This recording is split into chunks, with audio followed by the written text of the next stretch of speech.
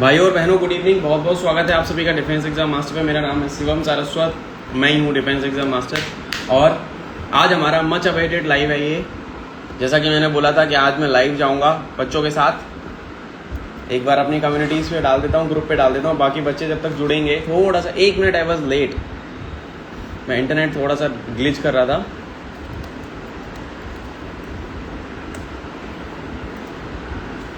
Okay, just give me a second. एक बार Lakshadweep is there, Lakshadweep को add करेंगे हम अपने साथ और बातें करेंगे काफ़ी सारी आप लोगों के एग्जाम्स को लेके, एएफएसबी की तैयारी को लेके। हमारा 20 तारीख से क्लास स्टार्ट हो रहा है। 10 दिन के बाद हम 10 बच्चों को ट्रेन कर रहे हैं एएफएसबी की मेंटरशिप के माध्यम से। ठीक है, तो मैंने मैसेज कर दिया, थोड़ा सा मेहनत करना सीखो लाइफ में।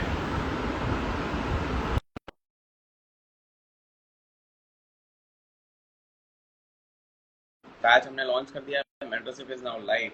एंड हमने एक पहले भी सेशन किया था, बट अनफॉर्चुनेटली वो रिकॉर्डिंग हमारी सेव नहीं हो पाई थी। पर जो बच्चे लाइव रहते हैं, देखो लाइव का एक अलग ही बेनिफिट होता है।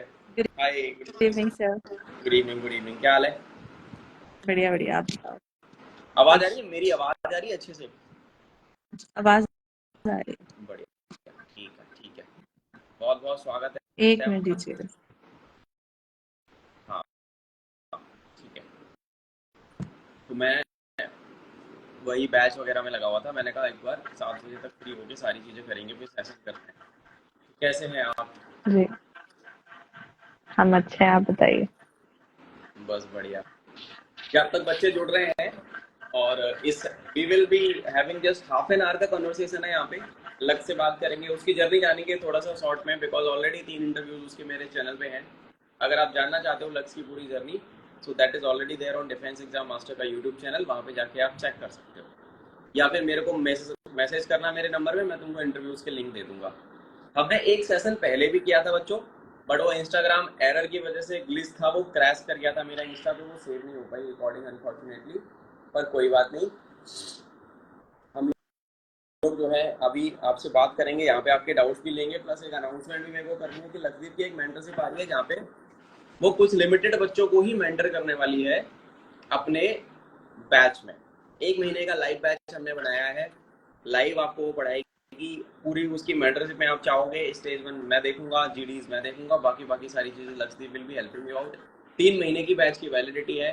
तो जो बच्चे जिनका एफकेट का एग्जाम था और जिनका रिजल्ट आने वाला है, और जो श्योर है कि पास हो जाएगा, आपको मिस नहीं करना है। इसके अलावा मैंने एक रिकॉर्डेड बैच भी अपना ऑन किया है वेबसाइट पे studydost.com, वहाँ से वो भी ले सकते हो। और ये वाली मेंटरशिप तो है ही। तो चालू करते हैं। थोड़ा सा यहाँ बेसिकली बार बार वही चीज़ें पूछनी होती हैं, पर एक बार ना शॉर्ट में अपना ना अपने बारे में, जो बच्चे यहाँ पे हैं लक्षदीप, उनके बारे उनको जी, थोड़ा सा अपने बारे में बताओ आप। ओके। तो मैं जलंधर से हूँ फिलहाल, अभी घर पे ही हूँ। And I am x air force cadet. 2 साल की मेरी ट्रेनिंग थी, फ्लाइंग ब्रांच में आई वाज। ग्रेजुएशन मेरी चितकारी यूनिवर्सिटी से हुई है, बीटेक कंप्यूटर साइंस मेरा बैकग्राउंड है। एंड एयरफोर्स से पहले मैंने कॉर्पोरेट में काम किया है for about 7 to 8 months। Noida में मेरी कंपनी थी।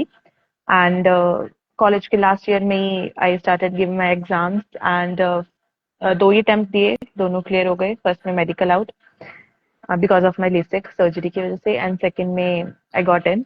एंड 2 ही एसएसपी दिए, 2 ही रिटर्न थे, and luckily we got in. And then मेरी ट्रेनिंग चली, but because of few medical reasons and background all बहुत स्टोरीज होती हैं, and I had to leave Air Force, and now I'm preparing for PCS. And meanwhile, I'm here with Shivam sir, so that we can help uh, aspirants for their SSPs. Because like जो मैंने preparation की थी, it was all very raw preparation, कोई भी bookish knowledge नहीं थी मेरे पास। And मुझे भी ऐसे गाइड किया गया था, एक ऑफिसर ने मुझे गाइड किया था। And that was just one on one conversation, वो हमारे फैमिली फ्रेंड ही थे, यू कैन से। तो नाउ आई एम हेयर अगर डिफेंस एग्जाम मास्टर में, तो मेरा मोटिव भी यही रहेगा कि जिस तरीके से मुझे एसएसबी की तैयारी करवाई गई थी, I will help people out. And ये तो अभी मैं ऑफिशियली आ गई हूँ इस प्लेटफॉर्म पे, बट इससे पहले भी जब मैं किसी प्लेटफॉर्म से नहीं जुड़ी हुई थी, मेरे खुद के ट्रेनिंग डेज में और उससे पहले भी, I have guided many people. जैसे पहले हम ग्रुप्स में ऐड थे, जिस ग्रुप्स के थ्रू मैं शिवम सर के साथ ऐड हुई थी, ऐसे इस ग्रुप्स में से जब कोई रिकमेंड हो जाता है तो उसको बच्चे मैसेज करना शुरू कर देते हैं कि मैम बता दीजिए आपने कैसे प्रिपरेशन की। तो like that I have already guided many people, but now I M officially here because एक प्रॉपर पाथ, एक प्रॉपर शेड्यूल होता है कि कैसे जीरो से स्टार्ट करना है। तो उन सब चीजों को देखते हुए now we are officially here. Yes. So Lakshya के बारे में थोड़ा सा मैं भी एक दो चीजें ऐड करना चाहूंगा, एंड वो चीजें ये कि 2022 में when she was joining air force academy, तो एफटेड का एक बैच था जिसमें इसने पढ़ाया था मेरे बैच के बच्चों को। कुछ समय के रीजनिंग लिए का। मैंने लक्ष्य, यस यस, तो कुछ समय के लिए मैंने लक्ष्य को हैंड ओवर कर दी थी चीजें, because I was occupied in CDS वाला बैच। तो लक्ष्य ने पढ़ाए हैं बच्चे पहले भी। और सबसे बढ़िया बात यह है कि जो भी बच्चे एफकेट को लेके पर्टिकुलरली स्पेसिफिकली एयरफोर्स के लिए क्रेजी हैं, फ्लाइंग हो, टेक हो, ग्राउंड ड्यूटीज हो, so she is the perfect mentor for you to help you ace your AFSB interview, क्योंकि उसने बहुत ना प्रैक्टिकली और रॉ तैयारी करी है बिल्कुल, मतलब जीरो लेवल से, इसको बोलते हैं ना जिसको कुछ नहीं पता। एक टाइम पे तुम्हारा वही हाल था कि you were just NCC cadet, और वो वाली जर्नी पे या भी आएंगे कि कुछ भी नहीं पता था, and then suddenly you clear your exam and then you go to this SSB and you made it 2 बार लगातार बैक टू बैक। अच्छा एक चीज मेरे को बता, तेरी एनसीसी वाली भी जर्नी थी, you have been an NCC cadet also, तो why did you choose that written वाला पाथ? तू तो एनसीसी स्पेशल में भी जा सकती थी ना। सी डायरेक्ट एंट्री जैसे यू कैन से कि एक कॉलेज में आप लगा लो कि एनसीसी के कैडेट कितने होते हैं, अराउंड 30 to 40, अप्रोक्स 50 लगा लीजिए, एक हाँ। कॉलेज में ही होते हैं। अब वो यस। 50 के 50 एलिजिबल है हाँ। एसएसबी देने के लिए, लेकिन जब आप रिटर्न के थ्रू जाते हो तो उस 50 में से सबका रिटर्न क्लियर नहीं होगा, तो अपने आप कंपटीशन कम हो जाएगा। ये आपने यहाँ पे तो स्मार्ट। या तो जो गोल्डन चांस होता है जिसको बोलते हैं, जो आपका फर्स्ट एसएसबी होता है, ये मेरी हमेशा से एडवाइस सबको रहेगी कि अगर आपके पास टेक्निकल एंट्री है, आपके पास एनसीसी एंट्री है, तो उसको होल्ड पे रखिए। फर्स्ट एसएसबी जो है वो हमेशा रिटर्न के थ्रू जाइए। यहाँ पे जसप्रीत इज आस्किंग कि गाइडेंस चाहिए, इसको गाइडेंस दो भाई। इनको बहुत गाइडेंस है, ये गुरु हैं हमारे। ओके। सो सही बात है, लक्ष्य ने एकदम सही बोला कि यार अगर आपके पास टेक्निकल एंट्रीज हैं, एनसीसी स्पेशल एंट्रीज, तो मेरे को बहुत सारे बच्चे मैसेज करते हैं कि सर हमारा एनसीसी स्पेशल, और पूरी एनर्जी एनसीसी स्पेशल पे, एसएससी टैग पे, टीजीसी पे डाली हुई है। मैं उनको बोल रहा हूँ कि सीडीएस दो, एफकेट दो। I tell you I am exactly. 2000, I'll tell you I'm a 2010 to 2014 BTech mechanical engineering graduate, I have done BTech. मैंने केवल एक टेक्निकल एंट्री दी और एक छोड़ दी थी। मैंने 5 सीडीएस 8 एफकेट खुद क्वालिफाई किए। I have always given written exam entries, because reporting कम बंदों की होती है, आपको चांस मिलता है प्रॉपर। ठीक है। बिल्कुल बिल्कुल, मेरे साथ भी रिपोर्टिंग था। कम। मैं एनसीसी एलिजिबल थी, टेक्निकल एलिजिबल थी, लेकिन मैंने कोई दी ही नहीं, जरूरत भी नहीं पड़ी खैर, लेकिन दोनों बार मैं एफकेट के थ्रू ही गई हूँ। यस। तो ये चीजें आपको ध्यान में रखनी चाहिए। यूट्यूब पे भी डालेंगे लक्ष्यम सेशन, तो जो बच्चे यूट्यूब पे इसको देखेंगे और आप चाहते हो कि एक मेंटरशिप, मुझे एक मेंटोर चाहिए, तो मेरे पास, मैं तुमको बता देता हूँ, सीडीएस का बैच इज ऑलरेडी लाइव, एफकेट का बैच इज ऑलरेडी लाइव। बच्चे एडमिशन ले रहे हैं, खूब सारे बच्चों ने एडमिशन लिया है, पर मैं 50 बच्चों से ज्यादा लूंगा नहीं। मैं 50 लेके बैच में बंद कर देता हूँ बैच, एंड देन उन 50 को रगड़ा जाएगा 6 महीने तक, और वो पास कराए जाएंगे सारे के सारे। सही और बात है। उसके बाद फिर उनको लक्ष्य के पास भेजेंगे, फिर वो एफएसबी की तैयारी भी करेंगे। तो मतलब बिल्कुल। अकेडमी जाने का रास्ता आपका यहीं से होके जाने वाला है। तो if you are a serious aspirant, तो you can come and take our help. दूसरी चीज, राइट। अच्छा एनसीसी में मतलब थोड़ा सा एनसीसी वाली लाइफ की तरफ चलते हैं, बिकॉज बहुत सारे बच्चे ऐसे हैं जो कॉलेज में एनसीसी जिनके पास होगी। तो कैसा रहा था तुम्हारा tenure, how was it? Like मजे आते थे या डगरा पट्टी चलती रहती थी बस? नहीं, रगड़ा वहाँ बहुत कम मिलता था, लेकिन जिसको ये नहीं पता कि एकेडमी में किस तरीके का रगड़ा मिलता है, उसको वही बहुत लगता होता है। तो लकीली हमारा जो कॉलेज था, उसका एनसीसी का लेवल भी बाकी कॉलेजेस से आई एज्यूम कि वो बेटर ही था। तो जब हम कैंप्स में जाते थे ना, तो ऑलरेडी एक रिकॉग्नाइजेशन थी, because it was a good university. तो ऑलरेडी एनसीसी का लेवल भी हाई था, मतलब हमारी ग्रूमिंग अच्छे से हो रखी थी जो हमारे सीनियर थे। सी हमेशा आपका सीनियर्स का बहुत इंपॉर्टेंट रोल रहता है। आपका टीचर एक पिलर है, आपका senior I believe is also one of the pillar जो आपकी हेल्प करता है। जब आप कहीं पे भी होते हैं, आप अपने कॉर्पोरेट में ही लगा लो, किसी ऑफिस में भी क्यों नहीं होते, तो आपके सीनियर से आप डायरेक्ट बॉस के पास नहीं जाते अगर आपको कुछ जरूरत होती है, तो you always take help of your seniors because they are experience enough. Similarly हमारे सीनियर्स ने बहुत हमें ग्रूम अच्छे से किया था। हमें नियर अबाउट सारी नॉलेज दे रखी थी उन्होंने, कैंप में कैसे परफॉर्म करना है, क्या क्या हर्डल्स आएंगे वो सब बताते थे। रगड़ा भी मिलता था नो डाउट, लेकिन it was a very beautiful journey. हमें अलग अलग लोगों से मिलने का मौका मिला and it was very good and I feel lucky कि उस टाइम पे मैंने डिसीजन लिया कि मुझे एनसीसी ज्वाइन करनी चाहिए। बिल्कुल इस बात पे मैं एग्री करूंगा लक्ष्य के साथ कि सीनियर्स का रोल तो है यार, बहुत अच्छा रोल है। और जब मैंने या प्लेटफॉर्म पे बिल्ड किया था ना, तो मैंने एज अ टीचर कभी सोचा नहीं था कि मैं एज अ टीचर आऊंगा। And you will hmm also agree on that part, जब 2022 में हम लोग क्लासेस कर रहे थे, you always consider me as a, most of my students consider me as a elder brother whom they are या coming true कि यार कैसी भी प्रॉब्लम है बस बता दो, कुछ ना कुछ सोल्यूशन दे देगा ये बंदा। सो मैं वो वाला माहौल अपने बैच में बना के रखता हूँ। And that is why when I was actually looking for something कि यार कोई अपना बच्चा, अपना कोई जूनियर ऐसा हो जो ऑलरेडी सेलेक्टेड हो, वो एसएसबी में बच्चों की हेल्प करे। एंड तेरा उसी टाइम मेरे को कॉल आया कि सर मेरे को करना है, तो it was like God sent right thing है ना। तो मैंने कहा चलो ठीक है, लेट्स डू इट। एंड हमें करना तो था ही obviously. And then I started this thing, and then इसमें रिस्पांस भी बहुत अच्छा, बच्चों का रिस्पांस आ रहा है। एंड आई एम होपिंग कि जो जनवरी वाला जो कोर्स है, सॉरी जो जून वाला हमारा कोर्स है, उसमें हमारे कम से कम 10 से 15 बच्चे जाने वाले हैं एएफए। बिल्कुल ठीक है, तो जो भी बच्चे सीरियस हैं they can come and take our help. Mentorship में आप आओ, आपको मेरा नंबर डीएम में मिल जाएगा, इस वीडियो के डिस्क्रिप्शन में मिल जाएगा, वहां से आप मेरे से कनेक्ट करो, इनरोल करो और भाई तैयारी करो। अगर आप तैयारी नहीं करोगे तो सिलेक्शन नहीं होगा। यहाँ पे मैं थोड़ा सा एक सवाल मेरे मन में आ रहा है, मैं पूछना चाहूंगा। You have been an air force cadet, है ना, और ये मैं अपने एक्सपीरियंस से बता रहा हूँ। देख, हम्म ज्यादातर बच्चों को हो सकता है वो सेम डाउट हो, यार मैंने 8 बार बिल्कुल एफटेट पास किया था और मुझे एयरफोर्स वालों ने 4 बार तो स्क्रीन आउट कर दिया था भाई। तो यार इनको क्या कुछ अंग्रेजी से कुछ खुन्नस है कि बंदे की अंग्रेजी अच्छी नहीं है यार, इनको निकालो बाहर, हम नहीं सुनते इनकी बात। उस बारे नहीं में बता। इसके पीछे इसका है, इसका बहुत बड़ा रीजन है, ये सच बात है। अगर हम आर्मी, नेवी, एयरफोर्स, नेवी भी एक तरीके से टेक्निकल में चले जाता है, लेकिन आर्मी और एयरफोर्स में अगर कंपैरिजन करें ना, तो air force is very technical of course, hmm. Because जब एयरफोर्स का नाम आता है दिमाग में तो व्हाट, कोई ग्राउंड ड्यूटी के बारे में नहीं सोचता, सबको जहाज ही उड़ते दिखाई देंगे। Hmm. Air force is all about technical, hmm. उसमें नो डाउट कि ग्राउंड ड्यूटी के बिना एयरफोर्स भी नहीं राइट। चलेगी। जब तक जमीन पे कुछ नहीं होगा, हवा पे कुछ नहीं हो सकता। राइट। लेकिन because Air Force is something which is related to aircraft, which is related to technical aspects, that is why एक ऑफिसर को इंग्लिश जानना बहुत जरूरी है।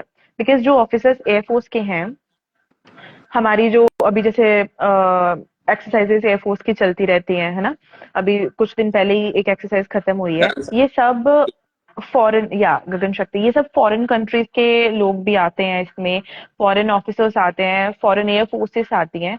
तो अगर आपको इंग्लिश नहीं आती, how will you communicate with them? मैं ये नहीं यहाँ पे बोल रही दैट और हिंदी और mother tongue is not important, definitely उससे ऊपर कुछ नहीं है हमारे लिए, but English is is one such language जो हमें बाकी कंट्रीज से जोड़ती है।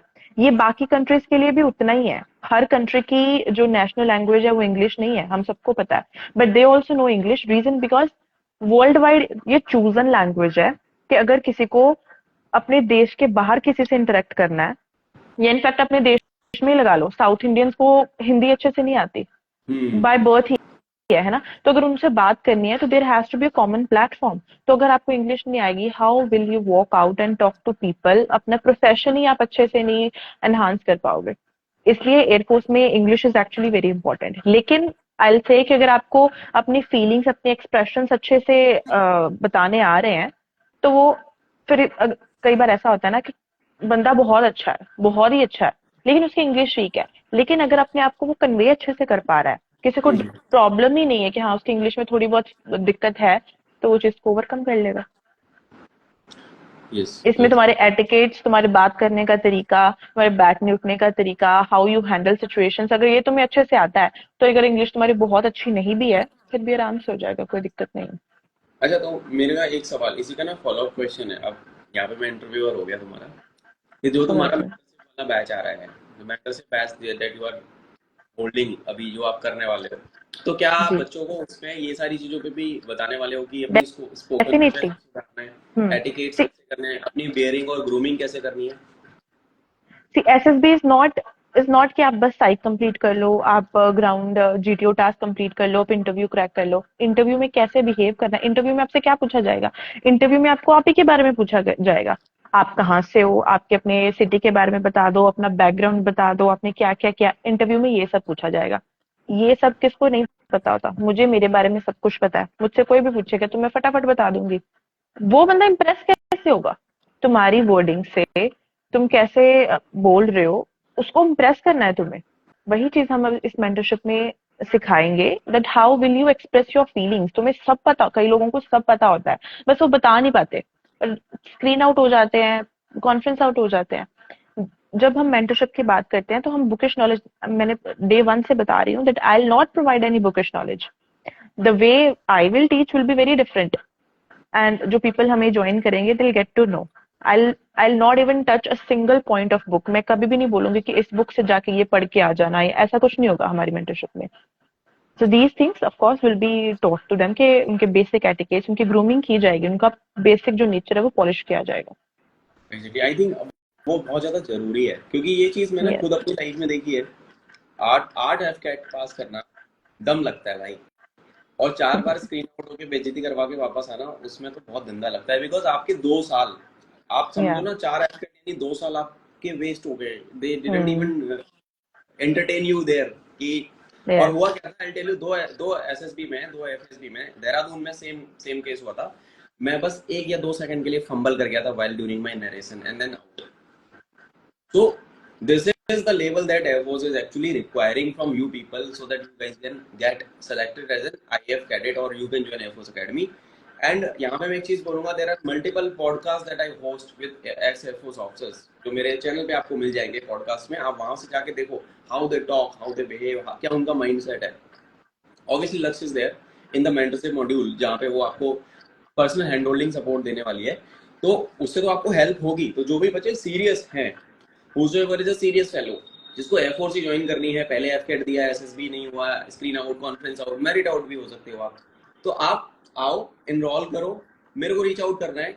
एंड देन अपना 1 महीने लाइव क्लास चलेगी, 2 महीने आपको सपोर्ट हम देंगे। उसमें आप ये सोचो कि यार मुझे करना है, और हम आपको करवाने वाले हैं। That is how it is going to B.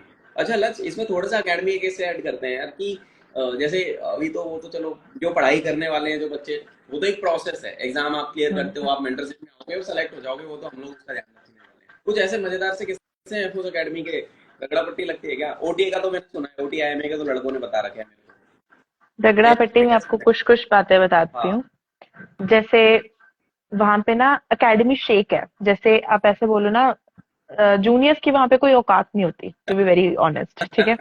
तुम वहां पे हमें बोला जाता है वाइट गोस्ट, क्योंकि हमारी जो प्रॉपर आउटफिट जो होती है फर्स्ट 6 मंथ्स के लिए, white trousers, white shirt and white sport shoes. Just imagine तुम फॉर्मल पूरा वाइट हो और स्पोर्ट शूज डाले हुए हैं साथ में, कितने जोकर लगोगे। और टाई भी नहीं अलाउड आपको, बेल्ट भी नहीं अलाउड आपको, वॉच पहनना नहीं अलाउड आपको। तो just a minute, I think आपका इंटरनेट वीक हो गया था क्या? Yes yes, I am here, I am here, can you hear me? या, यू आर ऑडिबल। तो हमें वाइट गोस्ट बोला जाता है वहां पे, ठीक है? तो हम कुछ डिमांड नहीं कर सकते किसी से।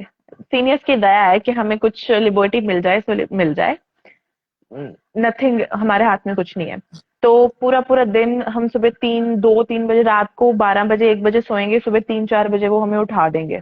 लिटरली पहले 3 month an average sleep that you will get is about 3 hours per day, 3 hours per day, which is nothing। जब तुम इतना फिजिकल वर्कआउट कर रहे हो, स्टडीज भी कर रहे हो, एंड उस सब के बाद तुम्हें सिर्फ 3 घंटे सोने को मिल रहा है, तो तुम अपनी मेंटल स्टेटस देखो कितना होगा, है ना? तो पूरा पूरा दिन गर्मी में, और हैदराबाद की तो गर्मी भी काफी ना इचिंग सी है। अगर तुम नॉर्थ से जा रहे हो ना, तो तुम्हें एडजस्ट करने में थोड़ा टाइम लगेगा वहां पे। एंड वहां पे अगर तुमने पानी मांग लिया ना, you'll ask that you are tired, you're feeling thirsty and you ask for water. Seniors will prepare academy shake for you. What is academy shake? पानी में चाय डाल के, उसमें जूस डाल के, उसमें रसना डाल के, उसमें जो जहान का लिक्विड डाल के, इतना गंदा एक लिक्विड बना देते हैं और वो तुम्हें पिलाते हैं। बिलीव मी, उसका एक सिप नहीं पिया जाता, and we puke there then. हम मर जाएंगे प्यास से, पर हम सीनियर से पानी नहीं मांगेंगे। Not ask for water. And अगर यही एक ये है, अगर तो अकेडमी शेक पिला देते हैं। सेकंड वो क्या बोलते हैं, तुम्हें वहां पे ना 5 लीटर का, 5 और आई थिंक 10 लीटर का कंटेनर है पानी का, जो हमें पर्सनल कैबिन्स में दिया जाता है।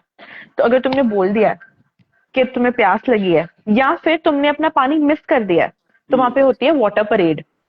वाटर परेड में क्या होता है कि तुम्हें 4-5 बॉटल्स, 1-1 लीटर वाली।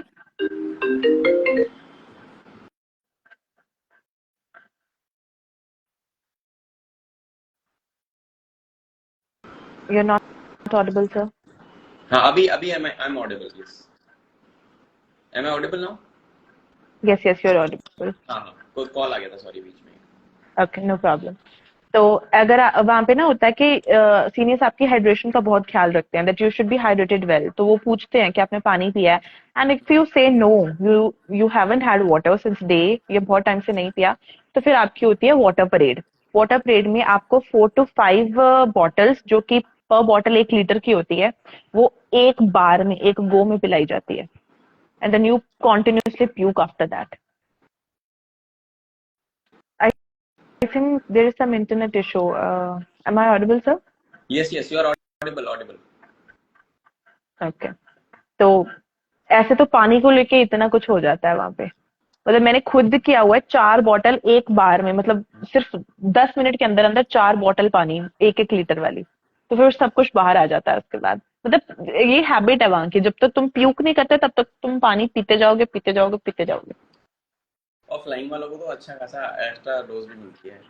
हाँ, और फ्लाइंग वालों को जानबूझ के ये करवाया जाता है, क्योंकि तुम्हें ना एयर सिकनेस कंट्रोल करने के लिए, ताकि तुम्हें हवा में जाके ऐसा गंदा फीलिंग ना आए, क्योंकि कईयों को रोड सिकनेस होती है, हाई ऑल्टीट्यूड सिकनेस होती है। ऐसे ही एयर सिकनेस भी एक टर्म है कि in air you feel pukish. तो उस चीज को अवॉइड करने के लिए भी आपको बहुत सारा पानी पिला के आपको हेलीकॉप्टर बनाया जाता है, फिर गोल गोल गोल गोल गोल गोल कॉन्टिन्यूसली घुमाया जाता है, फिर आप प्यूक करते रहते हो, बहुत प्यूक करते रहते हो। तो इससे एंडोरेंस बनती है, एयर सिकनेस क्योर होती है। तो व्हाट आई मीन टू से कि जितना मर्जी रगड़ा आपको मिलता है, उसके पीछे के जो रीजंस है, they are very, very logical. कुछ भी करवाते हैं तो वो बेनिफिट में ही रहता है हमारे, except few other things. Right. नहीं, ये तो बड़ा हॉरिबल सा हो गया, मतलब डरना। अरे यार बच्चों, डरना मत, देखो this is the part of life, ये तो कुछ भी नहीं है। ओटीए में तो फिर अलग ही कहानी है, एमए की अलग कहानी है, ठीक है। This is a part of life and all these things are being done to make you mentally capable. Endurance बढ़ाने वाली चीजें हैं और ये करना या चाहिए, ठीक है। डरने वाली बात नहीं है, नहीं कि भैया रगड़ा लगेगा तो अकेडमी नहीं जाएंगे, ऐसा नहीं होता। That is there, that is a normal thing.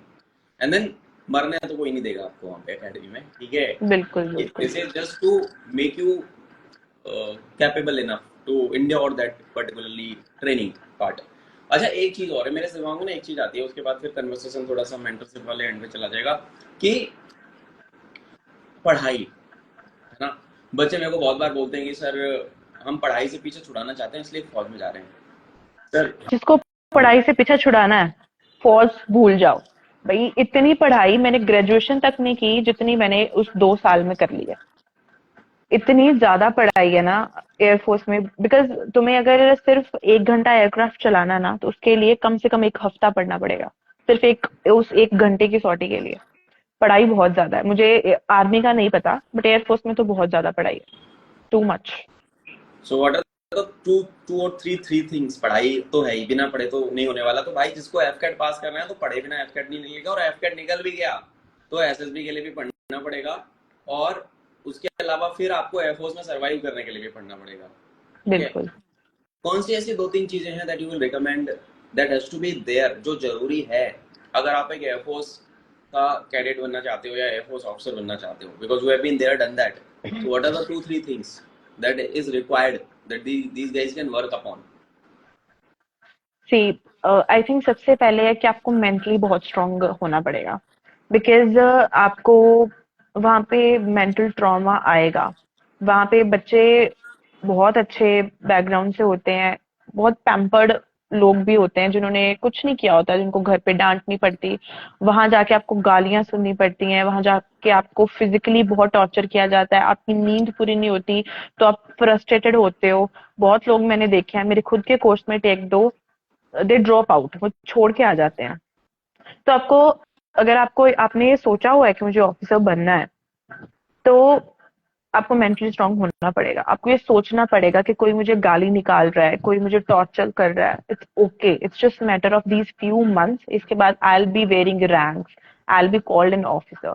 तो आई थिंक मेंटल स्टेबिलिटी सबसे इम्पोर्टेंट है।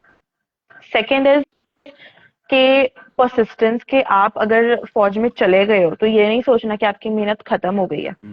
आपको फोर्सेस में बने रहने के लिए बहुत मेहनत करनी पड़ेगी, आपको हर जगह प्रूव करना पड़ेगा दैट, ऑब्वियसली वहां पे सबको पता है कि अगर आप एसएसबी क्लियर करके आए हो तो you definitely have those capabilities, but now and then you have to prove that things as well. ठीक है, तो आई थिंक ये दो मेन चीजें हैं, बाकी तो विद टाइम बंदा खुद ही सीख जाता है, एडजस्ट कर ही जाता है। And yes, third is adjustment. कोई भी माहौल हो, कई बार वहां पे जैसे कैंप्स होंगे तो आपको जंगल में सोना पड़ेगा, आपके नीचे बेड नहीं होगा, आपके नीचे कुछ नहीं होगा, सिर्फ झाड़ियां होंगी, आपके खुद के कमरे में आपको एसी नहीं मिलेगा, कूलर नहीं मिलेगा। तो how you adjust is very important. You have to understand that आप कहाँ भी जाओ आपकी पोस्टिंग आ जाएगी जगह जगह, तो आपको एडजस्ट करना आना चाहिए। एग्जैक्टली वो चीजें तो हैं। Social adaptability is one of the, I would say, officer like quality भी होती है कि adaptable in any situation, you have to be flexible enough कि आपको कहीं पे भी फेंक दिया जाए जंगल में, सरवाइव करोगे। ये तुमने देखा होगा, बेसिस ऐसी ऐसी जगह पे होते हैं कि वो हैबिटेट एरिया से काफी दूर होते हैं। आप कोई सा भी एयरफोर्स का स्टेशन लगा लो, बहुत ही रेयर ऐसे एयरफोर्स स्टेशन होंगे जहाँ पे आपने नाम भी नहीं सुना होगा।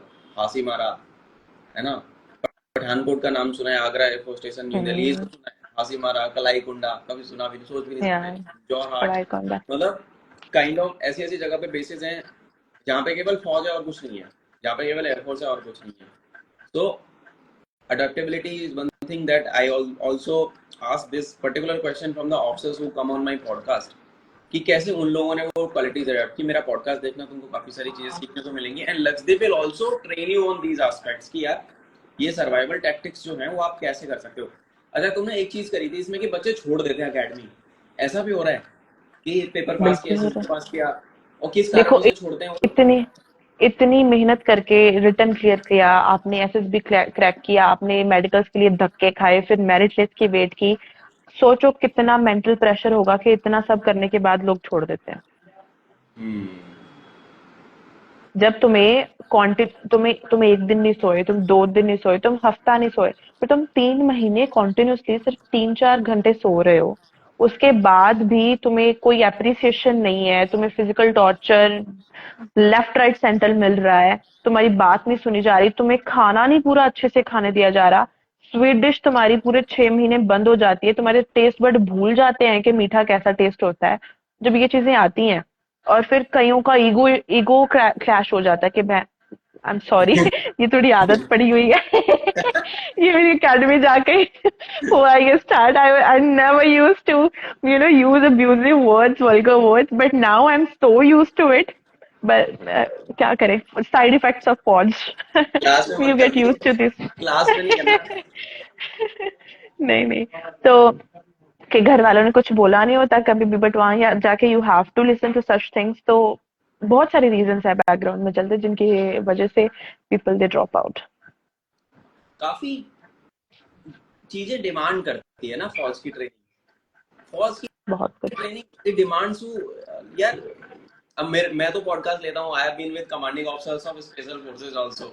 मैं तो फेस टू फेस देखता हूँ चीजें, तो इट्स कूल। एंड बहुत ज्यादा डिमांडिंग है, आपको मेंटली बहुत ज्यादा स्ट्रांग होना पड़ता है, तब आप सरवाइव कर पाओगे। If you take everything with a pinch of salt, तो आप निकाल ले जाओगे। अगर भाई तुम्हारा ईगो बहुत बड़ा है ना, कि मेरा ईगो है यार, मैं तो फलाना, मेरे बाप ने मेरे को बहुत नाचों से पाला है, मेरे पास गाड़ी थी, स्कूटी थी, इतना पैसा पॉकेट मनी मिलता था, भैया फिर तो तुम भूल जाओ, फिर तुम्हें बहुत ज्यादा पेला जाएगा, बहुत रगड़े जाओगे वहां पे। ऐसे बच्चे दिक्कत में आ जाते हैं अकेडमी में जाके। तो ये चीजों पे आपको काम करना पड़ेगा। And then we are also here to help you out. हम आपको यहाँ पे इस चीज पे ग्रूम करने वाले हैं। लक्ष्य का पर्टिकुलर रिस्पॉन्सिबिलिटी आपका हैंड होल्डिंग करना, इन चीजों पे काम कराना भी होगा कि आप कहीं पे भी गिरो ना, आपका वो मेंटल मेकअप वो हो जाए। वो फौज में है, फौज में रही है, फौजी है खुद, उसने वो माइंडसेट बिल्ड किया है over a period of time. उसने वो पहली बार में एग्जाम निकाले हैं, एसएसबी निकाले हैं, एएफएस भी निकाले हैं particularly. So she can be the best mentor for you. इसीलिए मेरा पर्पस था, क्योंकि मैं हमेशा मेंटरशिप में जब मैं बात कर रहा हूँ, मैं कोचिंग कभी नहीं दिया अपने प्लेटफॉर्म पे, मैं मेंटरशिप के बारे में बात कर रहा हूँ। ठीक है। सो मुद्दा ये है कि आपको सही मेंटर का चुनाव करना चाहिए सही समय पे। जब आप सही मेंटर का चुनाव सही समय पे कर लेते हो तो लाइफ 1-2 साल 3 साल के बाद बहुत बेहतर हो जाती है। आप पीछे मुड़ के देखोगे ना तो आपको ये लगेगा कि यार that was the decision that I made, because of this my present is like this.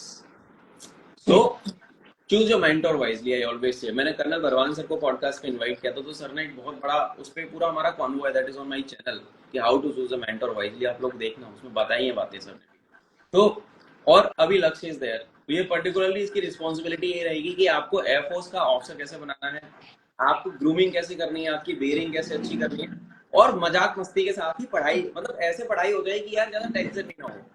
एक बड़ी बहन बिल्कुल की तरह, एक बड़ी सीनियर की तरह वो आपके साथ रहेगी, और मैं तो obviously I am there for you, because मेरा एंगेजमेंट मेरी टेक्निकल एंड पे है, पॉडकास्ट भी चलते हैं मेरे, इंटरव्यूज भी चलते हैं, रिटन बैचेस भी हैं एफकेट सीडीएस के, वो भी मेरे को देखने हैं। बट एसएसबी के लिए particularly we have Lakshyadeep with us, so she is going to help you out in every aspect. Okay, now we are open to your doubt. जो भी बच्चे हमें देख रहे हैं, अभी सेशन को रैप करने का वक्त आ चुका है, हमने आधे घंटे का ही टाइम इसके लिए सेट किया था। जिस भी बच्चे के मन में कोई सवाल है वो यहाँ पे कमेंट्स में डाल सकता है, and we will be answering them. And एक सवाल यहाँ पे आ रहा है पहले से, अल्फा पापा, ये यूजर नेम इस भाई का है, ma'am you work for technical course और फ्लाइंग पायलट एफएन और something else. Yes Lakshadweep. FP FP. No, is being FP tougher or AEL or AEMC? Uh, I'll not quantify these things क्योंकि अपने आप में हर कोर्स डिफरेंट होता है। फ्लाइंग में बस ये डिफरेंट है कि रिस्क फैक्टर ज्यादा है। टेक्निकल में आप ग्राउंड में ही रहते हो तो ऑब्वियसली रिस्क फैक्टर नहीं है या कम है। पायलट की पढ़ाई बहुत ज्यादा है, नो डाउट। आपको एरोडायनामिक्स का ए से लेके जेड तक पता होना चाहिए। मुझसे पूछोगे या किसी से भी पूछोगे तो FP is definitely tougher than many others, all others. It is true. Yes, और बहुत एंड ज्यादा यहाँ पढ़ना पे पड़ता है। एरोनॉटिकल के बिहाफ पे I would like to answer aeronautical वाला part, because I was a AEM candidate also, and मैंने इंटरव्यूज लिए हैं एईएम के ऑफिसर्स के एंड एईएल के ऑफिसर्स के, दोनों के। So to make an aircraft fly for an hour, that aircraft goes into service for 17 to 18 hours। या सो टेक्निकली बैकएंड में बहुत ज्यादा काम है। तो टेक्निकल ऑफिसर्स की life is very tough, very demanding. And यहाँ पे मैं रिकमेंड करना चाहूंगा squad leader Jyoti Rani ma'am, Mirage की एरोनॉटिकल इंजीनियर रही हैं, and squad leader Jyoti Rani, squad leader Neha Rani, both for aeronautical engineer, one AEL, both of them. आप उसको देखो पॉडकास्ट को, that is there on my channel, you will get to no.